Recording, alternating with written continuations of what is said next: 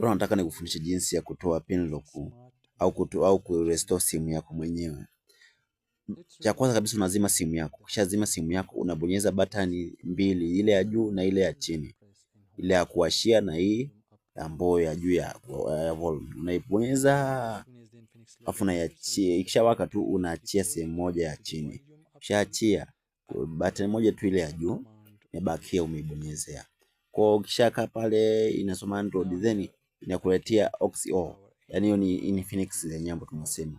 Unabonyeza tena zote button kwa pamoja, pap, inakuletea maneno. Sasa wapi utabonyeza hizo link za zile button za juu ya kwa share, tuseme ile ya volume na ile nyingine ile ya chini yake, unaingia kwenye restore function, ndio pale unapiga sasa. Afu vile ikisha unakuja ku reboot system.